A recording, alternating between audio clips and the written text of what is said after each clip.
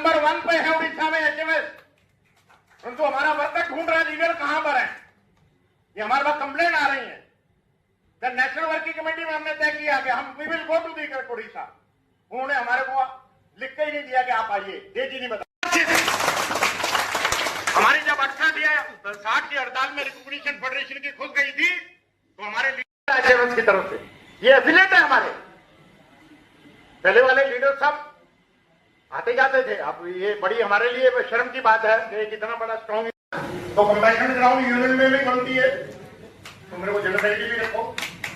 अब लोगों ने शर्म याद से उनको जनरल सेक्रेटरी बना दिया, अब जनरल सेक्रेटरी बना दिया, अब इनको लिख के दिया अपना बेहरा को, शंकर बेहरा को लोगों ने कि साहब ये कभी आती नहीं जाती नहीं, कहीं काम नहीं करती, कुछ नहीं, हमारे यूनियन के अंदर हमको लीडर चाहिए जो हमारे बीच में रहे। इनको लोगों ने लिख के दिया, इन्होंने एप्लीकेशन फीस दिया एचएमएस का और इंतजाम मजदूर का। मैं कोले का भी जनरल सेक्रेटरी हूँ, मैं अगर आपको एचएमएस की अचीवमेंट गिनानी शुरू करूंगा तो आपको घर नहीं जाने दूंगा। चलो आपकी बात मान आपनकर जिले में जो दिन मीटिंग हम से विषय आमर मनोरंजन बाबू को, शंकर बाबू को एवं विरजा बाबू को जन देना जीवे सो दैट आज आम अभियान आरंभ हम से अनुसार तुमको जनइबे आम जिला स्तर में मीटिंग हम। मैं ओवरनाइट इतने जज कहां से भर्ती करके लाऊं, कोई और बात बताओ। उन्होंने कहा फिर तो रूल चेंज करना पड़ेगा। वो क्या ये बेल ला नहीं रहे हैं, आप अगर इजाजत दे दें तो हम जेल के अंदर साइक्लो स्टाइल कराएं बेल पेपर, दुनिया में ऐसा रिकॉर्ड नहीं मिलेगा। उन्होंने कहा एक कैदी दूसरे कैदी के फार्म पे दस्तखत करे बेल एप्लीकेशन पे, रामलाल ने श्यामलाल की बेल दे दी, श्यामलाल ने रामलाल की बेल दे दी। ये हिस्ट्री क्रिएट की है रेलवे एम्प्लॉय ने, ये हिस्ट्री हिंदुस्तान में। दुनिया घूमता हूं ऐसी जब चीज बताता हूं कहते यार कैसे गया कि जो अभी हमारी 29 जुलाई को दिल्ली में 10 मजदूर संगठन और किसानों की 550 यूनियन ने मिलकर सम्मेलन किया था। तो किसानों के ऊपर भी हमले हो रहे हैं, जितने फॉरेन ट्रेड एग्रीमेंट हुए हैं अमेरिका से और जर्मन से और यूरोपियन यूनियन से, यूके से, उसमें किसानों के ऊपर बहुत बड़े हमले हैं। क्योंकि हमारा जो एग्रीकल्चर प्रोडक्ट है वो अमेरिका में जाके बिकेगा नहीं, क्योंकि उस पर 18% टैक्स लगेगा, और जो हमारा प्रोडक्ट है अगर वो अमेरिका जाएगा तो उस पर 18%, और जो वहाँ से आएगा वो 0% पे है। वहाँ के किसान को 90% सब्सिडी देता है अमेरिका जो है। दूसरे जितने भी डेवलप कंट्रीज हैं वो किसानी करने के लिए 90% गवर्नमेंट की तरफ से मदद करते हैं। पशुपालन के लिए भी वो 90% उनको मदद करते हैं, पैसा देते हैं बैंकों से, परंतु हमारे यहाँ पर उनको जीएसटी देना पड़ता है जो भी चीज़ खरीदेंगे। तो लिहाजा हम उनके बीच में कम्पीट नहीं कर पाएंगे, हमारा किसानी मर जाएगा, जनता मर जाएगी, चीज़ें महंगी हो जाएंगी, मार्केट को कैप्चर कर लेंगे वो। India is the largest market of the world और हमारे देश की 145 करोड़ पॉपुलेशन है, तो वो उसको कैप्चर करना चाहते हैं। तो लिहाजा वो उनके साथ भी अन्याय हुआ है, वो भी हमारे साथ में है और हम भी साथ में। अभी 10 तारीख को हमने पूरे देश के अंदर क्विट इंडिया मूवमेंट डे 9 को होता है, परंतु हमने 10 को मनाया है, जिसमें किसान भी हमारे साथ थे। और अभी हम दिल्ली में बहुत बड़ा एक पड़ाव करेंगे या मार्च टू दिल्ली करेंगे, जिसमें लाखों किसान और वर्कर मार्च करेंगे। इसी मुद्दे को लेकर आपने सरकार से कोई बातचीत की है? अभी सरकार से बिल्कुल बात की है, लगातार उनके टच में है कि आप जो मजदूर विरोधी, किसान विरोधी, नागरिक विरोधी नीतियां हैं उनको आप कृपया करके वापस ले लीजिए, अन्यथा देश की जनता इन चीजों को बर्दाश्त नहीं करेगी कि वर्कर जो है वो फोर्स लेबर हो जाए, बंधुआ मजदूर बन जाए, फिक्स टर्म अपॉइंटमेंट कर दो, मालिक के आगे वो सरेंडर कर जाए। हमने लड़ कर अपनी सारी चीजें हक लिए थे, फैक्ट्री एक्ट बनवाया था, फैक्ट्री एक्ट को इन्होंने थ्रेशोल्ड बढ़ा दिया है। ये कहते हैं ये यूनिवर्सल कोड है, वो झूठ बोल रहे हैं, गलत प्रचार कर रहे हैं। क्योंकि जो फैक्ट्री में वर्कर पहले 10 काम करते थे पावर वाला, उसको 20 कर दिया है। नॉन पावर वाली फैक्ट्री में जो पहले 20 वर्कर काम करता था उसको 40 कर दिया है। 65% worker of the factory will be out of the preview of this new code. और उन्होंने फिर 100 वर्कर को अगर किसी मालिक ने क्लोजर करना है, शटडाउन करनी है। इसी मुद्दे को लेकर तो भारतीय मजदूर संघ ने पिछले 2-4 दिन से पहले एक ये हड़ताल किया था और हर डिस्ट्रिक्ट कलेक्टर को एक ज्ञापन भी दिया था। उन्होंने हड़ताल नहीं किया है, वो क्योंकि अपना फेस सेविंग करना चाहते हैं। दे आर कौन बीएमएस वाले कहते हैं ना कि हम भी तो मजदूरों का संगठन है, तो अगर हम लड़ रहे हैं, हमने 8 हड़तालें की हैं, उन्होंने क्यों नहीं की? वो क्यों नहीं हमारे साथ आए?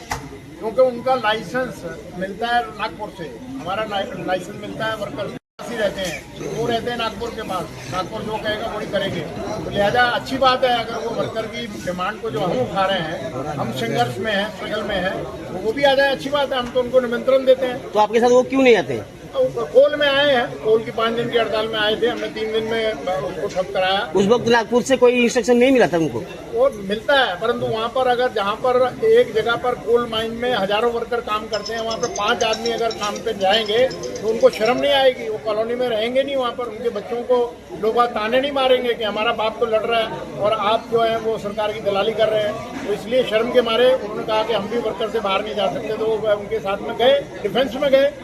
डिफेंस में उन्होंने हमारी 5 दिन की हड़ताल में शामिल रहे वो, तो जहाँ वो शामिल है हम उनका स्वागत करते हैं। अभी भी हम कोल के अंदर रजिस्ट्रेशन करने वाले हैं, तो उनका वेज एग्रीमेंट ड्यू है जो 1 जुलाई से ड्यू हो गया है, तो वो हमारे साथ हैं, वो कह रहे हैं हम आपके साथ में रहेंगे।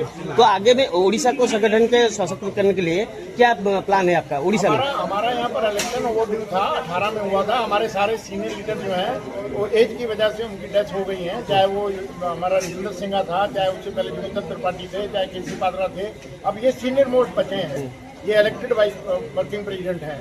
तो हमारे को वर्कर के पास जाने के लिए तो इन्हीं के थ्रू जाएंगे ना, हम एफिलिएशन देते हैं। हमारा ओडिशार कोड़ अनुकोणरू आसीथिले जो माने दिन मजदूर सभार संगठन रही कार्यक्रम कर आसुले 8 वर्ष है आम इलेक्शन होना जो जो केन्द्रीय संगठन कन्वीन करने आसीथिले निजे प्रेसिडेंट और जनरल आसी आम बहुत खुशी और पाखे आभारी से ओडिशा को आसिले एवं आमको दिग्दर्शन देते आमर आदर्श कौन रहा दरकार हाउ एवं सेल्फ ड्रिवेन तेणुक से कार्यक्रम को आम आगामी 13 तारीख दिन आमर आनुष्ठानिक भाव में इलेक्शन करने जाऊँ से मत कहते 2 जन सेंट्राल ऑब्जर्वर आसिले फ्री एंड फेयर इलेक्शन हम 92टी अनुष्ठान जो मैंने आफिलिएसन अच्छा से लिस्ट आमको देते will be eligible to elect their new leader.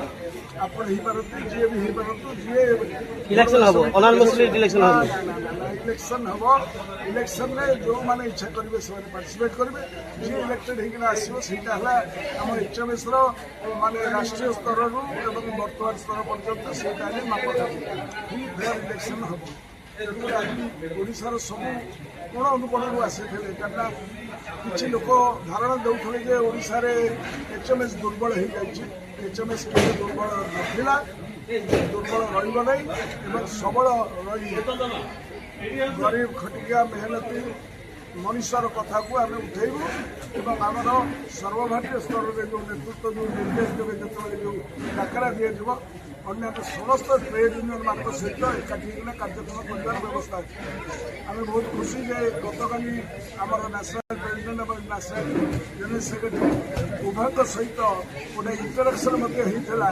अन्य सीटू ठार आरंभ कर आरंभ कर यूपीएससी अन्य जो 5 बड़ बड़ संगठन जो माने सेंट्रल ट्रिब्यूनल मेंबर्स अच्छा जो माने प्रेसिडेंट सेक्रेटरी अच्छा पदाधिकारी से आसी घंटा आलोचना बर्तमान दुर्दशा बर्तमान देश को घाटी टंकार मूल्य 95 टका कमुना डॉलर तुलन सी गोटे दुर्गति एवं आमर टोटाल इकोनोमिक सिचुएसन माने डमाडोल हो जाए एत बेकारी समस्या भारत वर्ष के 50 वर्ष भर देखा दे ना एवं आर्थिक दुर्गति सहित बेकारी लाचारी बेबसी भारत वर्ष बहुत उच्च रही सामना कर एचएमएस गरीब लोक कथा कह एचएमएस।